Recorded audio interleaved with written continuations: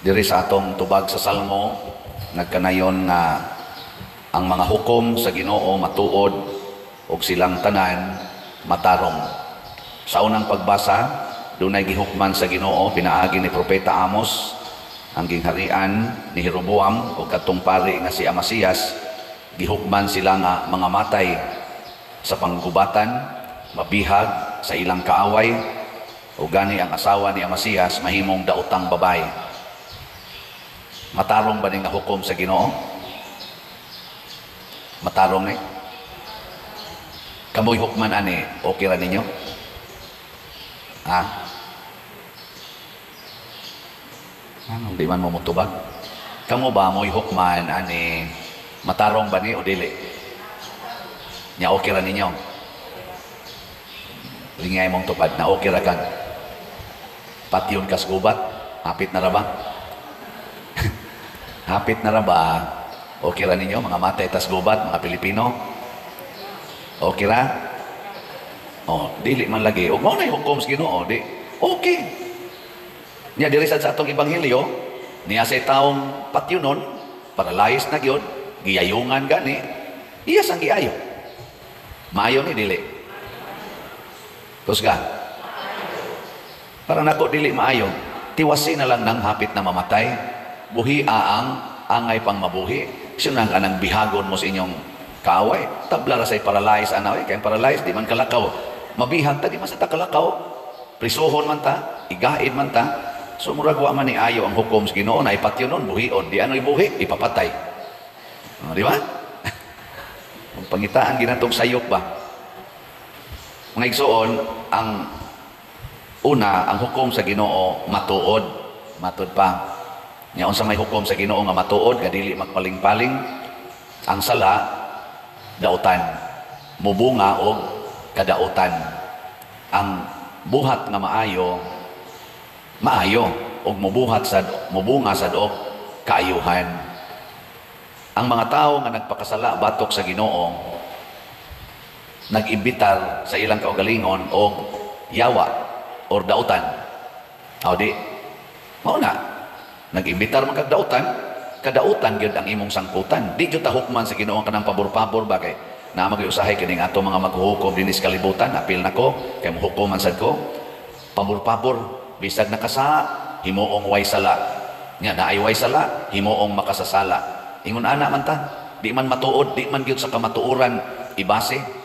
Basta gani makaapiktar sa authority, hunongon tani. Di tani ipadayon, pero di gani makaapiktar sa atong kontra, padayonon tani. Mura ginana man, di ba? Dili matuod, ang Ginoo matuod yun. Sala gani, sala gina. Bisag unsa pay imong ranggo, bisag hari pa ka, bisag ikaw pay leader sa religious church, sa mas katolikong simbahan, bisag Santo Papa pa ka, obispo pa ka, kardinal ka, pari ka, basta makasa, mosangpot ginas kadautan, inana ang Ginoo, way pabor-pabor. No?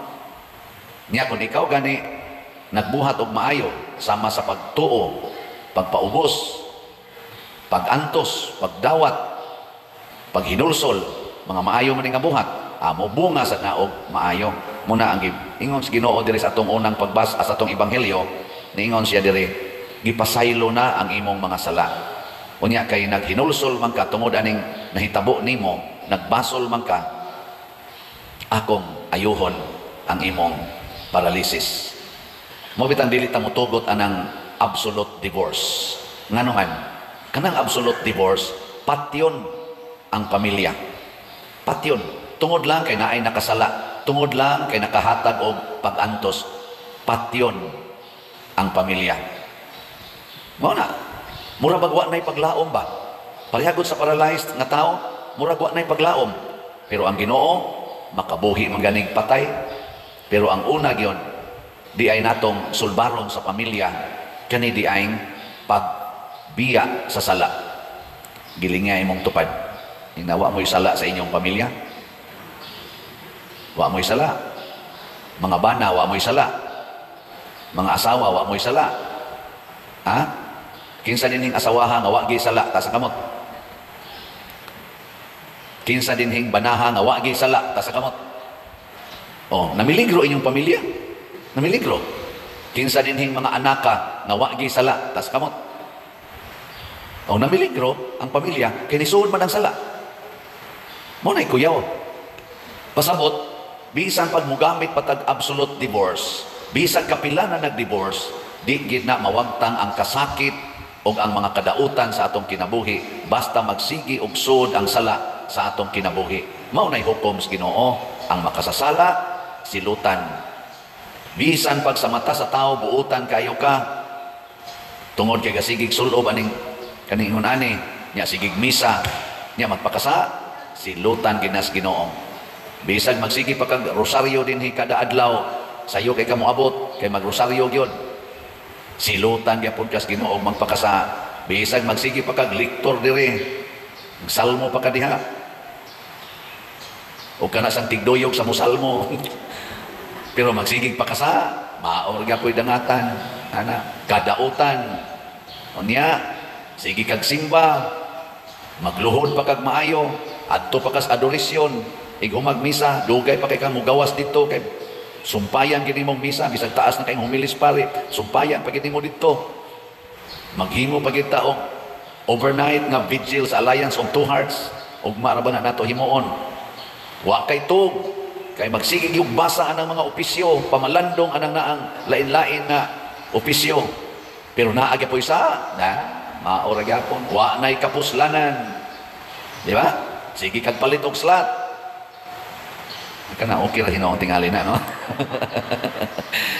wa gyapon nay kapuslanan sige kag palit og slat nya sige kag pakasa wa ginay epekto why epekto labaw nang namaligya sige baligyang slat kaning galbaligya ron nya sigil gyapon pakasa wa gyapon ni kapuslanan mo sangko gyud kadautan sangko gyud mo nay hukom sa Ginoo matarong mo na nga diri sa atong mga wording sa salmo tanawa ha ang balaod sa Ginoo hingpit nagalipay sa kalag nganong hingpit man kay ang balaod sa Ginoo maigsuon makawagtang og sala pre nang maingon siya kung kamo magpahulang ayaw na mo paningil og bayad makahatag ba nagsala o makapawagtang og sala tubag niya mo sunod mo ana dili mga makasasala mingon din na adi madawi na napagisugo ang Ginoo nga makapalipay giskalag ibaligya ang tanan mong katigayunan ug ang halin ihatag ngadtos mga kabos unsa man na makapawagtang og sala o makapadaghan makapawagtang niya mo tuman mo ana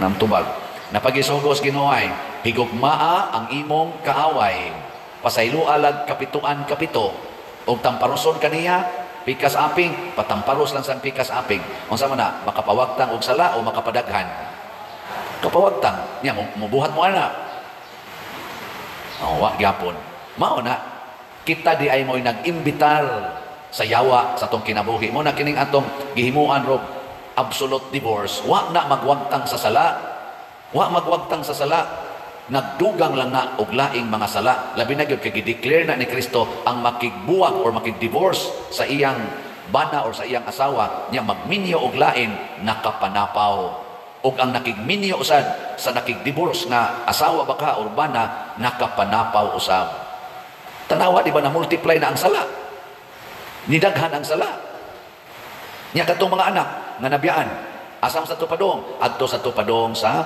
premarital sex kay ngano man ang ilang pangitaon kadtong naay mohatag nila gugma unya kay niya may gasigig hikap-hikap gasigig layog-layog gasigig ingong I love you very much pilit din na sila dito tinukhangay din nagmaayo wa bitay ginikanan mubadlong way ginikanan nga nagsulti nga ngilad ni naghimo sa bitaw na sila giila diha himo sa tag-ato sige nang multiply ang mga sala o sa may resulta mabihag tas atong kaaway kinsa man ang atong kaaway ang yawa dili China dili Amerika dili Russia dili Japan dili Vietnam o unsa dihang mga nasod ang mubihag nato ang yawa ug dad-on ta sa kadautan o kalautan kay gilingay mong tupad ina gusto kang mabihag sa yawa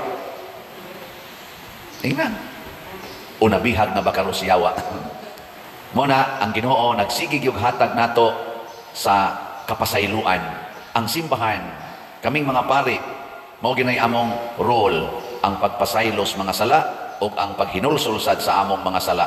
Magtinabangay ta ani.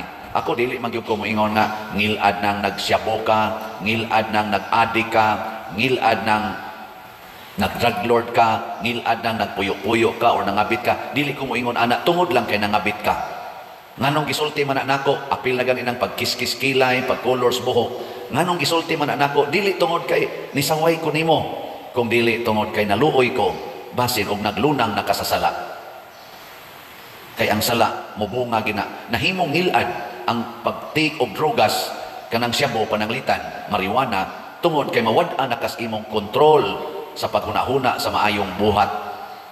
Mangawat na ang mga bana, di na mo ilas ilang asawa, di na magani makailas ilang mga anak, ang mga amahan, ang mga uyuan, unayon na og panamastamas ang ilang mga pag-umangkon, tungod anang drogas, tungod anang inom. Ang mga managsilingan, tungod anang kahakog, anang yuta, kahakog anang na ang mga sakyanan o uban pa, ang kuno na nila bisag dili ila o kaha piiton nila ang ilang silingan bisan pagkahibaw sila nalisod na yung agian kung ilan ng kuralon pag yun aron lang yun magkalisod-lisod, way mga batasan, way gugma sa ilang silingan. Pili nga imong tupad hinawa ni mo lisod-lisod ra imong silingan. Sige, wa ni mo parkingi ang agianan, ha? Wa ni mo buhati og imong sala ang karsada. Anha na mo maglingkod-lingkod, magdaa paglamisa, anha pa mangaon, anha pa manghugas, manutbras, bihimo ng lababo o hugasanan ang kalsada. Proud pa kay ka, naway ni badlong nimo, naway makapalag nimo, nga dili kaduot nimo ang mga barangay officials o kaha ang atong munisipyo, dili kaduot nimo, kay ligon kay ka, patay ka diha, alaot ka. Kay wa kay gugma sa imong isig katao. Muna magsige kog sulti ani kay naluoy ko nato. Hapit na ta mabihag og maayo sa yawa. Hurot-hurot na tagkabihag sa yawa. Bati na kitang mga relasyon labi na tang mga Pilipinos, linibakay to the max, dinautay bisag mangadto paglaing nasod imbis magtinabangay, magdinautay na noon ang ato mga OFW. Bisag naas opisina imbis magtinabangay aron mulambo ang ilang pagtrabaho, magunay na hinog linibakay diha sa opisina. Bisag ang naas eskwelahan mga maestro, amot na apil ba kang principal o kang superintendent, maglinibakay gihapon, magdinautay, unsa may gitudlo nato sa ato mga estudyante. Pero ay mo kabalaka hasta may mga pari, gasigig dinautay, gasigig linibakay, unsa na lang kay among ikahatag sa mga parishioners.